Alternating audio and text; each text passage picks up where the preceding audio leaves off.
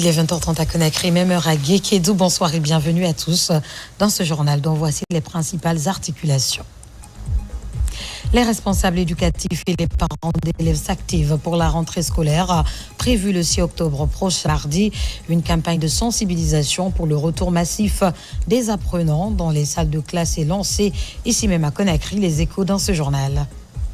Protection du massif du Fouta Djallon. Le projet relatif à sa conservation et à sa gestion durable vient de démarrer à la baie. L'initiative touchera également la région de Mamou.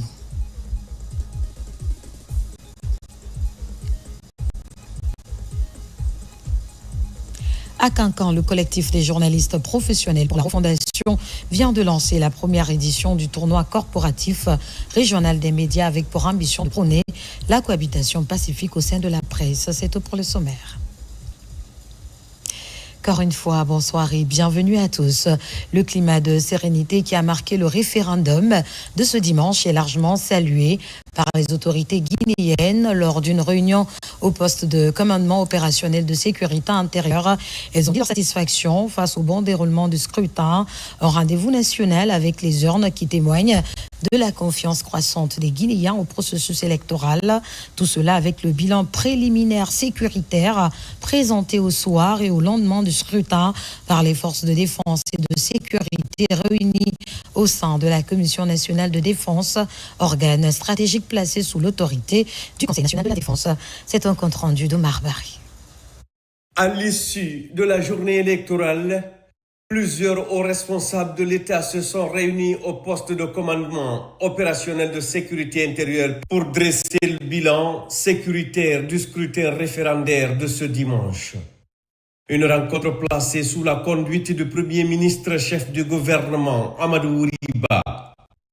Autour de la table, le ministre secrétaire général de la présidence, le général Amara Kamara, le ministre directeur de cabinet de la présidence, Djiba Diakité, le ministre de la Justice et des Droits de l'Homme, Yaya Kairaba, le ministre de l'Administration du Territoire et de la Décentralisation, Ibrahima Kali Kondé, le haut commandant de la gendarmerie nationale, directeur de la justice militaire, le général Bala Samoura, le premier président de la Cour suprême, la directrice générale des élections, Djenabou Touré, et des membres du Comité national de rassemblement pour le développement, CNRD. Le poste de commandement opérationnel de sécurité intérieure sous la tutelle de la Commission nationale de défense et de sécurité CNDS, organe stratégique placé sous l'autorité du Conseil supérieur de défense nationale, a présenté le bilan préliminaire sécuritaire du scrutin référendaire du 21 septembre 2025, mettant en avant un climat globalement calme et serein, y compris dans les zones habituellement sensibles. Aucune perturbation majeure n'a été enregistrée et dans les zones autrefois considérées comme conflictogènes, les citoyens ont pu voter librement et reprendre leurs activités normalement après le scrutin. Une première en République de Guinée en période électorale, saluée par les responsables présents. Le ministre de l'Administration du Territoire et de la Décentralisation, Ibrahima Khalil Kondé, et le haut commandant de la gendarmerie, le général Bala Samoura, ont exprimé leur satisfaction face à la réussite de l'opération de sécurisation. Ils ont également tenu à saluer la mobilisation citoyenne face aux rumeurs et tentatives de manipulation. Pour la première fois, il y a eu satisfaction entière. Alors, le peuple de Guinée, la population guinéenne peut vaquer à ses besoins. Nous étions là le vendredi quand on inaugurait officiellement le poste de commandement opérationnel sécurité intérieure et quand on présentait le dispositif de sécurité globale qui prenait en compte l'ensemble du territoire. Le dispositif a été effectivement sur le terrain. Jusqu'ici, il est encore sur le terrain. Le bilan global à retenir, aucun agent n'a été agressé, 0 blessé, 0 mort, 0 engin caillassé, aucune provocation. C'était de l'ambiance bon enfant entre les forces de défense et les populations. Donc le bilan global de cette journée qui constitue une journée historique et cruciale pour la démocratie guinéenne, on peut dire que c'est une satisfaction entière pour l'ensemble des 45 000 hommes On vient de faire la synthèse des différents comptes rendus. Personne ne s'est plaint d'un acte de provocation, d'agression ou d'attaque de quelque nature que ce soit. C'est l'occasion pour moi de rendre hommage au peuple vaillant guinéen pour leur esprit de maturité, l'esprit de civisme, l'esprit du dispositif a été très bien compris par les populations, accepté, adhéré. C'est un sentiment de fierté et pour la population, mais aussi pour les forces engagées qui ont tout abandonné debout auprès de nos citoyens pour que chacun puisse accomplir son droit civique en toute quiétude. Je voudrais également que chacun soit impliqué dans la gestion de la circulation pour qu'il y ait aussi zéro embouteillage et que chacun rejoigne son lieu de travail sans aucune inquiétude.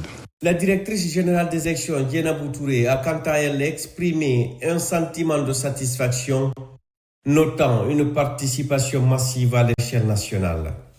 Pour elle, le bon déroulement du scrutin témoigne de la confiance croissante des populations dans le processus électoral. La Guinée vient de réaliser l'une des meilleures élections de son histoire et le résultat auquel nous sommes arrivés a démontré que toute la Guinée s'est mobilisée pour l'adoption de cette nouvelle constitution. En tout cas, personne ne voulait se laisser pour être compté parmi des absents. C'est ce qui a fait que nous avons décidé de proroger d'une heure la clôture des bureaux de vote qui était prévue pour 18 heures. Au lendemain du vote, la vie reprend normalement sur l'ensemble du territoire national, renforçant ainsi l'image d'un pays en marche vers la stabilité et la consolidation de la démocratie. Le 21 septembre 2025, la Guinée a écrit une page lumineuse de son histoire démocratique. Dans un climat d'apaisement, les citoyens se sont massivement mobilisés pour faire entendre leur voix dans les urnes. Dans un calme olympien et une discipline sans faille, ils ont fait valoir leurs droits civiques en se rendant dans les bureaux de vote. Ce référendum est un tournant décisif pour le retour à l'ordre constitutionnel. Fatoumata Kourouma, Cheikh Mabinti Silla. Le 21 septembre 2025 restera comme une date mémorable dans l'histoire démocratique de la Guinée. À l'occasion du référendum constitutionnel, les Guinéens ont démontré une maturité politique et un sens élevé de la responsabilité citoyenne. Le scrutin, organisé dans un climat d'apaisement inédit, s'est déroulé sans incident majeur sur l'ensemble du territoire national. Dès les premières heures du matin, les rues de Conakry, comme celles de l'intérieur du pays, ont reflété une atmosphère calme, loin des tensions qui avaient souvent marqué les consultations électorales passées. Dans les centres de vote, l'organisation, la discipline et le respect des consignes ont donné à cette journée un caractère exemplaire.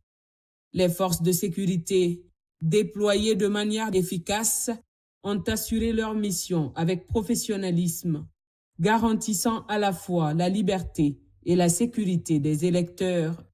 L'absence d'incidents majeurs a confirmé la volonté partagée d'inscrire ce scrutin dans un cadre spécifique. Dans les files d'attente, hommes, femmes et jeunes se sont montrés patients et disciplinés. Loin des bousculades, chacun a attendu son tour dans le calme, traduisant une conscience nouvelle de l'importance de cette consultation nationale. Cette attitude, largement saluée, illustre une avancée significative dans la culture démocratique guinéenne. La majeure partie des Guinéens ont eu l'idée d'aller voter, donc c'est un bon signe.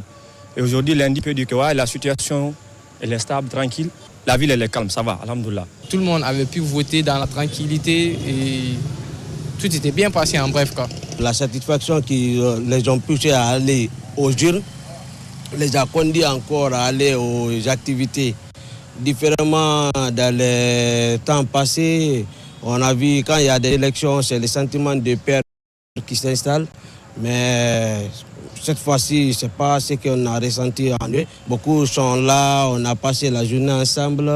Et jusqu'à présent, j'ai laissé certaines personnes au bureau qui continuent toujours à servir la nation. C'est un sentiment de satisfaction, de joie, parce que le vote s'est bien passé. Tout le monde a voté dans le calme. Il n'y a pas eu d'incident majeur. Je demande à la population de rester calme au début jusqu'à la fin, de laisser tranquille attendre la fin des résultats. Je souhaite aux Guinéens de rester soudés, de rester ensemble. C'est ensemble qu'on peut construire ce pays. Tout le monde a voté et si vous avez constaté le lendemain, tout le monde a vaqué à ses occupations. Voilà. Parce qu'il faut passer à autre chose. Après le vote, il faut qu'on avance. Notre souhait, c'est l'espoir, toujours dans l'espoir pour la population. Nous souhaitons le développement. Le vote, c'est dans des bonnes conditions. La Direction générale des élections, en coordination avec les services de sécurité, a su mettre en place une logistique efficace. Le matériel électoral a été acheminé à temps et le processus de remontée des résultats s'est déroulé avec rigueur, renforçant la confiance des citoyens dans la transparence du scrutin. Autre fait marquant, la mobilisation massive des électeurs. Dans toutes les régions, la population s'est rendue en nombre pour accomplir son devoir civique. Cette affluence témoigne non seulement d'une adhésion au processus de refondation institutionnelle engagé depuis 2021, mais aussi d'une volonté collective de construire un avenir fondé sur la stabilité et le dialogue.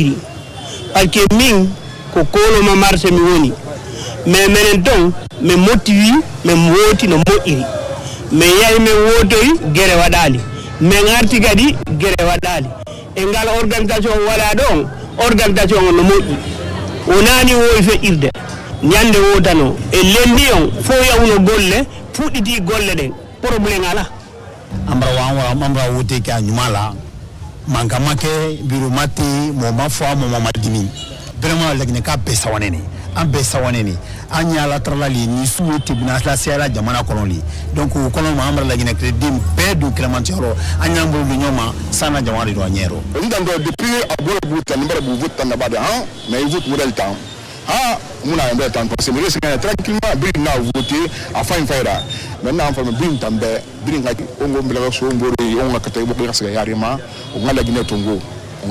À la fermeture des bureaux de vote, le calme observé tout au long de la journée s'est prolongé. Aucun trouble post-électoral n'a été signé. Le lendemain, lundi 22 septembre, Conakry et les autres grandes villes ont retrouvé leur rythme habituel. Services publics, marchés, commerces et transports ont rouvert normalement, confirmant l'apaisement qui a caractérisé le scrutin. En réussissant ce référendum dans la sérénité, la Guinée franchit une étape importante dans son processus de rectification institutionnelle. Le peuple a envoyé un message fort, celui d'une adhésion à la paix, à la démocratie et au développement. Ce 21 septembre 2025 marque donc une victoire collective, celle d'une nation qui choisit de bâtir son avenir dans le calme et la cohésion. Dans un autre registre, à la Guinée, un nouvel ambassadeur en Guinée équatoriale.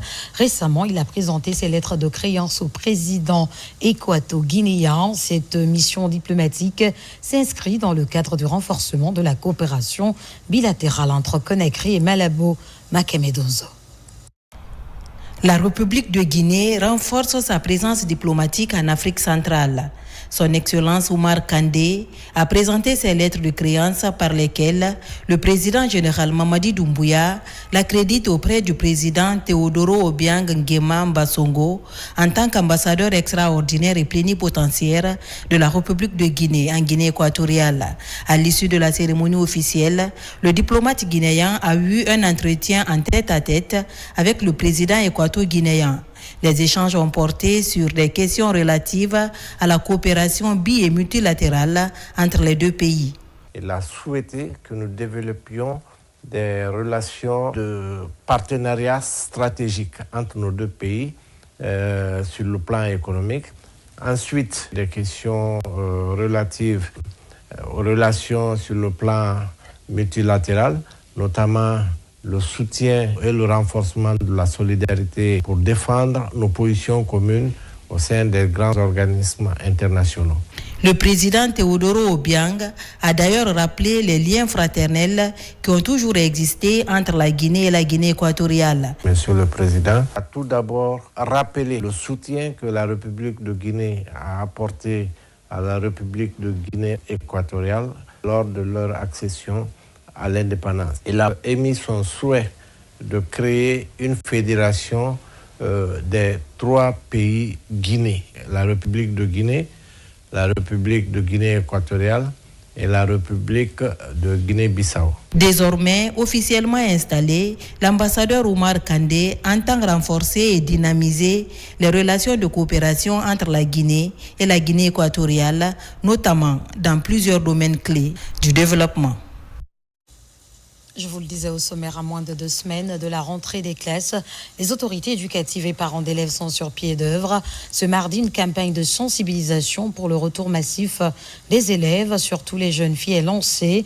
L'objectif du MEPUA est d'amener les parents d'élèves à inscrire les enfants à l'école. Abdul Aziz Baldé pour en savoir plus. À 2 semaines de la rentrée scolaire 2024-2025, les autorités éducatives sont à pied d'œuvre pour une rentrée réussie. Le ministère de l'enseignement préuniversitaire, à travers l'inspection régionale de l'éducation de Conakry, lance officiellement la campagne de sensibilisation pour le retour massif des élèves, notamment les jeunes filles. Notre objectif est clair, ramener chaque enfant à l'école sans exception. Aucun garçon, aucune fille ne doit rester en marge de la connaissance et du savoir. Chers parents, un enfant à l'école est un espoir qui renaît. Un enfant hors de l'école, c'est un avenir compromis. Pendant les vacances scolaires, vous voyez les enfants, les jeunes filles à bas âge, surtout en train de marchander dans les rues de Conakry à l'intérieur du pays. C'est ce message que nous voulons envoyer aux parents d'élèves pour les inciter à ramener les enfants à l'école. Parce que pour nous, l'école, ce n'est pas un privilège, c'est une obligation. Ce programme vise à sensibiliser les parents afin que les enfants aient accès à une éducation de qualité. L'initiative est soutenue par le gouvernorat de la ville de Conakry et les partenaires techniques et financiers, notamment l'UNICEF. Cette campagne, donc, c'est la campagne des mères. Parce que ce sont, à la fin, elles qui conduisent les politiques familiales, notamment lorsqu'elles concernent les enfants. Ce sont elles parfois qui décident que leurs filles doivent aller à l'école. Cette campagne vise un seul objectif clair, ramener tous nos enfants sur le chemin de l'école, dans les 13 communes de Conakry. Nous irons à la maison dans les quartiers pour rappeler que la seule vraie richesse d'un pays, ce sont ses enfants. En attendant la rentrée scolaire prévue le 6 octobre prochain, les autorités éducatives, à travers les 13 communes de la capitale, s'engagent à faire de campagnes de sensibilisation et de recrutement afin d'inciter les enfants à prendre le chemin de l'école. Rentrée scolaire 2025-2026, le ministère de l'enseignement préuniversitaire et de l'alphabétisation vient d'offrir à la direction préfectorale de l'éducation de Mamou un important lot de matériel scolaire. Le don est destiné aux élèves et encadrants dans le but d'améliorer les conditions de travail et d'apprentissage. Mamadou Paté-Baldé. À quelques jours de la rentrée scolaire, session 2025-2026, le ministère de l'enseignement préuniversitaire et de l'alphabétisation a procédé à la distribution d'un important lot de matériel scolaire aux différentes directions préfectorales de l'éducation du pays. À Mamou, les autorités éducatives ont réceptionné ce matin ces fournitures destinées à renforcer le système éducatif local. Nous avons reçu 230 cartons de 200 pages et 119 cartons de cahiers de 100 pages. Concernant les livres, nous avons reçu 24 244 livres. Les cahiers de 100 pages et de 200 pages sont destinés pour les enseignants. Selon les responsables, ces documents et matériels contribueront à améliorer les conditions d'études des élèves de la préfecture. Les cahiers vont être distribués dès maintenant là aux différentes écoles, c'est-à-dire pour les enseignants et l'encadrement. Et ça sera mis à la disposition des enseignants d'ici la rentrée administrative prévue le 25 septembre 2025. Ces cahiers vont améliorer les conditions de travail des enseignants et des encadreurs. Ce geste du ministère de l'enseignement préuniversitaire et de l'alphabétisation vient combler un véritable déficit qui pesait jusqu'alors sur le système éducatif guinéen. Dans le volet santé, la direction régionale de la santé de la ville de Conakry vient de tenir sa toute première session pour le compte de l'année 2025. L'objectif est d'échanger sur de nouvelles perspectives d'amélioration des indicateurs de santé publique à Conakry. Nabila Moussa Kamara, reportage. De nouvelles perspectives d'amélioration des indicateurs de santé publique dans la ville de Conakry sont projetées après la présentation des différents rapports des directeurs communaux de la santé de la ville de Conakry. Cette rencontre multi-acteurs a permis aux participants d'échanger sur les enjeux de la politique de santé pour tous. C'est un lieu de dialogue et d'échange. Ça permet aux partenaires sanitaires de présenter leurs problèmes, les difficultés rencontrées et de trouver les solutions qu'il faut.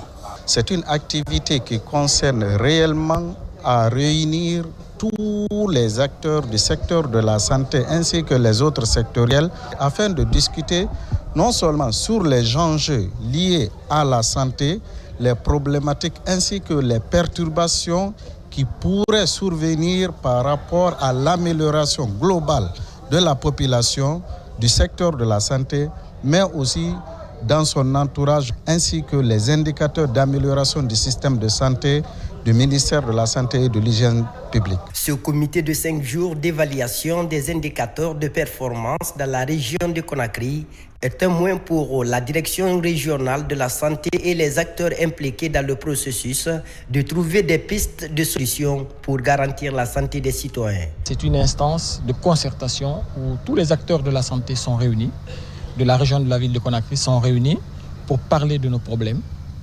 proposer des solutions et voir projeter dans le temps.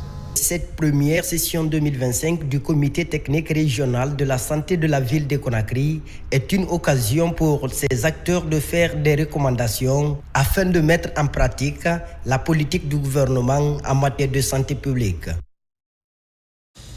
Et pendant ce temps, la société minière Rio Tinto offre un campement aux forces de défense et de sécurité engagées dans la sécurisation de leur site situé à Sulutu, dans la commune rurale de Nyossumorido, préfecture de Beila. Ce campement permettra d'améliorer significativement les conditions de vie et de travail. Le geste s'inscrit également dans une logique de coopération civilo-militaire. Adjudant-chef Omar Kamara, correspondant de la presse militaire. C'est un véritable ouf de soulagement pour les forces de défense et de sécurité engagées dans la sécurisation du projet Simandou. Elles viennent de bénéficier d'un campement militaire entièrement équipé. Un geste de la société Rio Tinto qui vise à renforcer les capacités opérationnelles des forces présentes sur le terrain. La remise a connu la présence de plusieurs autorités civiles et militaires. Aujourd'hui est une satisfaction énorme pour le département des mines quand on est aujourd'hui ici pour la cérémonie de remise d'un bijou pour renforcer nos forces de défense et de sécurité dans leur noble mission, celle qui consiste à assurer la protection des biens et des personnes au sein d'un secteur extractif. Vous avez été tiré dans un tas pour être ici, sécuriser le projet et les installations qui se trouvent ici, y compris le personnel. Je vous demande alors de vous focaliser à votre mission et surtout d'être exemplaire.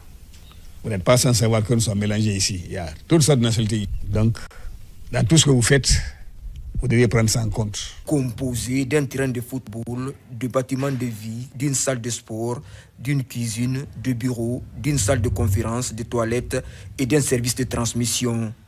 Ce complexe militaire répond aux standards modernes. Au nom du commandant de région, par ma voix, me charge de venir vous remercier, vous féliciter de l'effort et de votre engagement vis-à-vis aux militaires qui se trouvent dans votre enceinte, en exhortant nos compagnons d'armes de se donner corps et âme pour la protection de ce site. Avec ce geste, la société Rio Tinto réaffirme sa volonté de collaborer étroitement avec les autorités militaires pour garantir la sécurité des installations minières et favoriser un climat de confiance et de paix durable dans la région.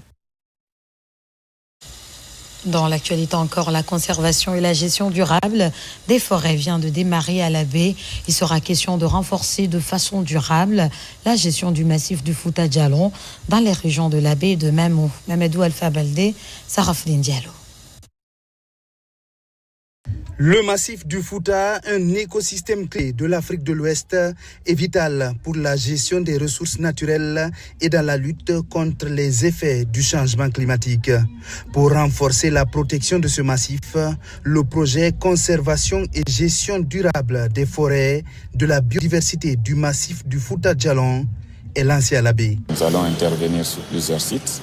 Ce projet vise non seulement à renforcer la conservation de la biodiversité, mais également à améliorer ou à renforcer les capacités d'adaptation des populations locales en renforçant leurs capacités, notamment en termes de formation agroécologique, mais aussi en faisant de la promotion d'une agriculture durable. Ce projet d'une durée de 3 ans couvre les régions de l'Abbé et Mamou. Ce projet qui nous a été amené par l'ONG Guinée Écologie, sa mise en œuvre est une mission des inspections régionales et du service de l'environnement en général. L'autorité est engagée à 100%.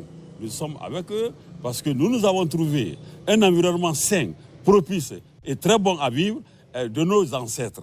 Et nous aussi, nous devons léguer un environnement propice. Dans la protection et la mise en production, en passant par la formation des communautés locales sur les outils de suivi des chimpanzés au développement de grandes fermes d'agriculture, d'élevage et pisciculture intégrée, toutes les composantes de ce nouveau projet ont été passées au crible par les acteurs impliqués dans sa mise en œuvre.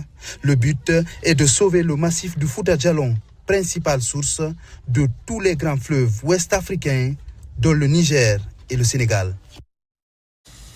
Un prélude à l'entrée en exploitation du gigantesque projet Simandou. Le gouvernement guinéen et ses partenaires font l'état des lieux de la mise en œuvre du plan de gestion environnementale et sociale sur le terrain. Les débats sont dirigés par l'agence guinéenne d'évaluation environnementale. Lancy Kamisoko, Mohamed Saleh Oupaï, Mohamed Lamine Diallo. Dans les méandres verdoyants de la région forestière, où les montagnes du Simandou recèlent l'un des plus grands gisements de fer au monde, se joue un dialogue crucial pour l'avenir de la Guinée. L'agence guinéenne d'évaluation environnementale, bras technique de l'État pour le suivi environnemental, mène une série de rencontres sur le site de Rio Tinto Simfer. Nous faisons des activités de suivi des projets miniers pour voir leur conformité par rapport à leur engagement environnemental et social. Et l'équipe a commencé avec le projet Simfer de Rio Tinto. Nous avons entretenu les responsables du projet Simfer sur la mise en œuvre de leurs engagements environnementaux et sociaux. Et les équipes aussi pourront participer à la vérification sur le terrain de la mise en œuvre des mesures de mitigation et aussi à la consultation avec les communautés pour voir si les attentes des communautés sont prises en compte. À Kanga Est, tout comme dans les villages riverains, des échanges ont lieu d'un côté sur le respect du plan de gestion environnementale et sociale et de l'autre sur la perception des communautés sur l'impact de ce projet minier sur leur quotidien. Il faut rappeler que les projets miniers ont beaucoup d'impact sur notre environnement. Et une telle mission sur le terrain nous prouve à suffisance le souci constant des autorités dans la préservation de notre environnement et le bien-être de nos populations. L'agence guinéenne d'évaluation environnementale n'est pas un simple observateur. En tant que sentinelle du suivi de l'exécution du PGS, elle détient un pouvoir de contrôle et d'évaluation. Elle peut donc émettre des recommandations, voire des injonctions pour garantir que les standards environnementaux et sociaux soient respectés à la lettre. En Guinée, la biodiversité est à la fois une richesse et un enjeu majeur face aux pressions agricoles, minières et même naturelles. Des spécialistes se réunissent autour de la question. Nabi Kamara pour en savoir plus. Pour la conception d'un projet de territoire conciliant le développement économique et la préservation de la biodiversité, l'agriculture, la foresterie et les mines, une 50aine d'acteurs locaux étaient réunis à Koya. C'était dans le cadre du projet BioDev 2030 sous l'égide de l'Union internationale pour la conservation de la nature grâce à l'appui financier de l'Agence française de développement. C'est un processus de co-construction d'un projet de territoire. Il s'agit du territoire qui cible les paysages de Kounuka, de Ganga et du delta de Konkouré. dans la région administrative de Kindia. L'objectif, c'est effectivement de concevoir ou de construire un projet de territoire qui va concilier la conservation de la biodiversité et le développement durable.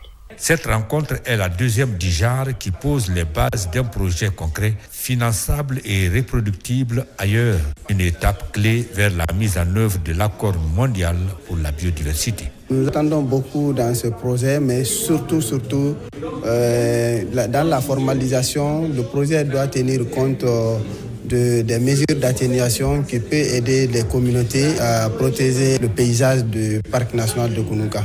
Votre mobilisation et vos contributions au cours de ces 2 jours seront déterminantes pour définir une feuille de route ambitieuse mais réaliste. Alignée sur les objectifs du cadre mondial de Kunming-Montréal, ensemble, nous avons la responsabilité de transformer les idées en actions et les engagements en résultats tangibles pour les populations et pour la nature. En Guinée, la biodiversité est une richesse, mais aussi un enjeu. Face aux pressions agricoles, forestières et minières, il faut repenser l'avenir du territoire. Nous ne changeons pas de sujet. Les flancs du mont Kakulima dans le secteur de Bondorori bénéficient d'un projet de restauration du couvert végétal. C'est une association de femmes qui pilote cette initiative. Les autorités locales et les citoyens de Bondorori sont mobilisés en soutien à la campagne de reboisement qui vient d'être officiellement lancée dans la préfecture de Dubreka. Nabila Moussa Kamara, reportage.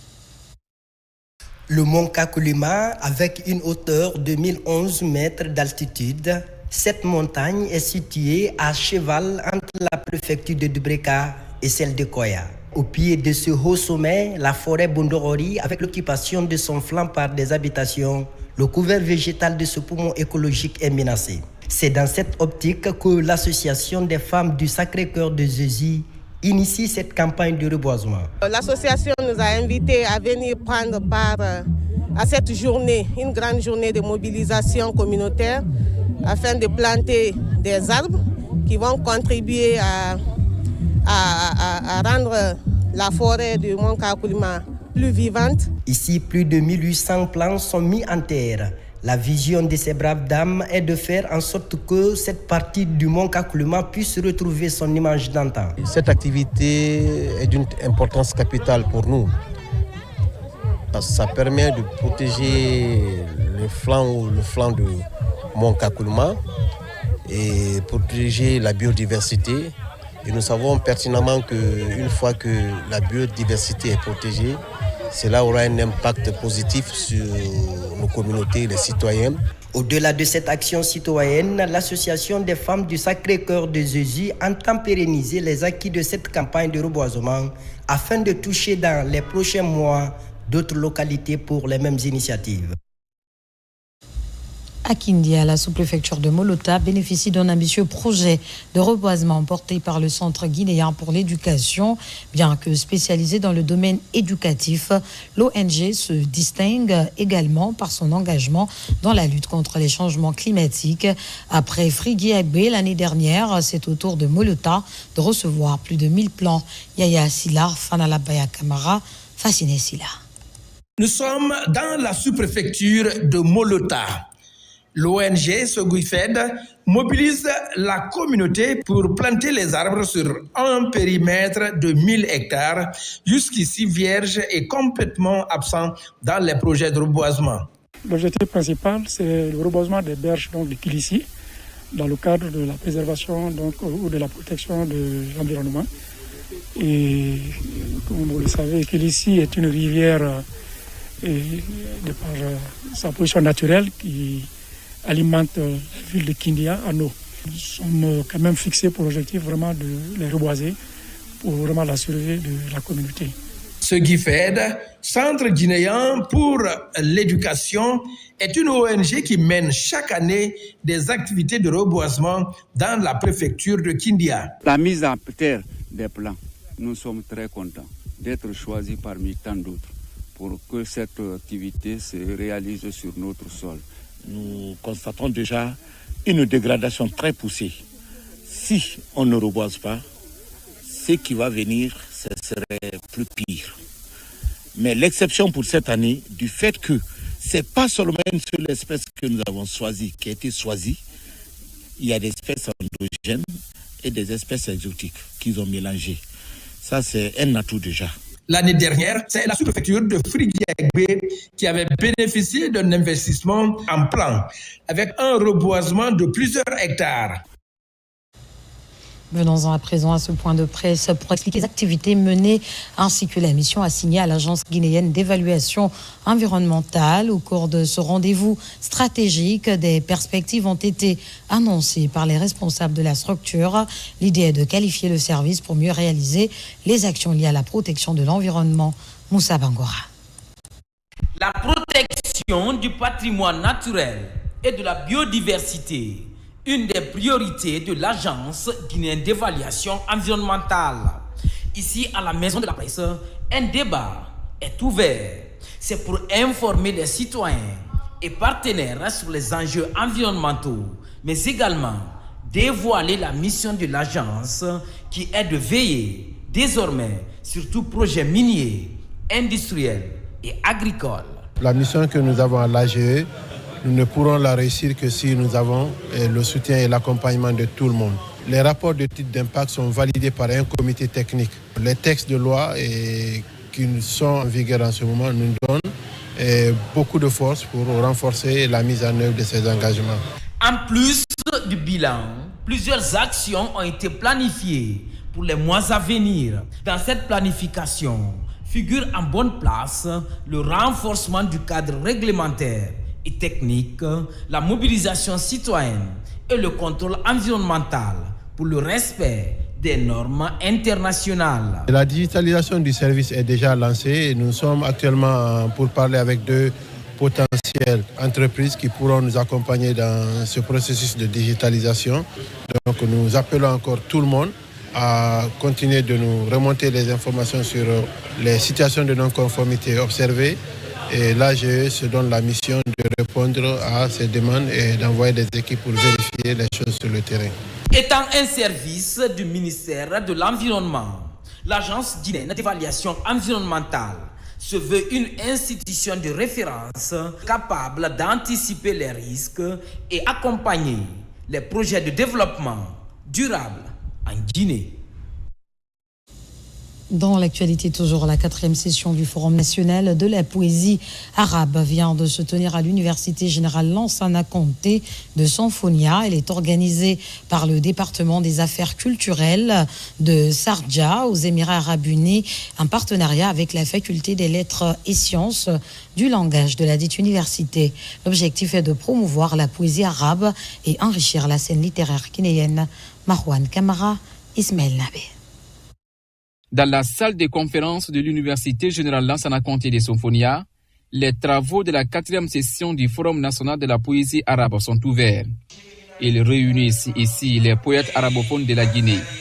L'espace donne l'opportunité aux poètes de développer leur créativité et leur attachement à la culture arabe. La 4e session du Forum national des poètes arabophones que nous organisons chaque année. C'est pour donner une autre ouverture à la Guinée, que oui, la Guinée est parmi les pays émergents, autant dans la culture française et dans la culture arabe. On a écouté plusieurs sortes de poésie et c'était très bien, tout était en arabe et ça s'est très bien passé. Surtout, on encourage les femmes à assister à ces genres de concours. Cette 4e édition s'inscrit dans le cadre de l'initiative du département des affaires culturelles de Sharjah aux Émirats arabes unis. Le programme est piloté par la faculté des lettres et sciences du langage de l'Université générale Lansana Conté de Sanfonia. On est très content quand on voit les enfants qui s'expriment très bien en arabe. Si tu ne l'as pas vu, tu vas dire que c'est un arabe qui est en train de parler. Vraiment, c'est une fierté. Je suis très ému par le talent de la jeunesse guinéenne en poésie arabe et vraiment, je les encourage et je profite à l'occasion de féliciter les organisateurs qui sont à la base de toutes ces activités culturelles. Ce forum a pour but de revitaliser les relations culturelles.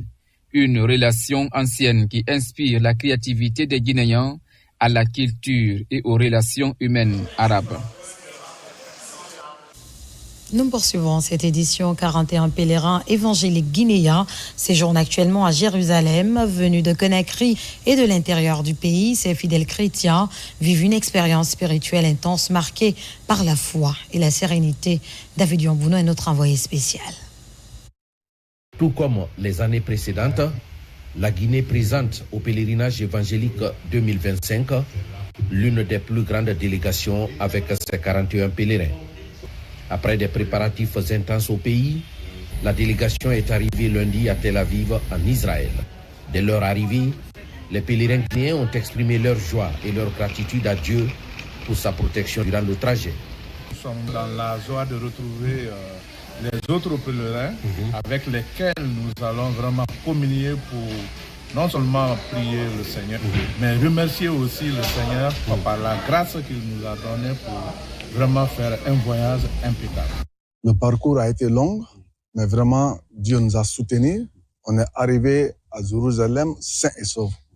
Toute la délégation se porte très très bien. Et nous sommes là, nous allons prier pour le gouvernement, nous allons prier pour le pays, la Guinée. Au plan sanitaire, la délégation n'a rencontré aucune difficulté durant le trajet. Et pour les pèlerins eux-mêmes, fouler la Terre Sainte reste un moment inoubliable. C'est une grâce. Cela n'est pas donné à tous.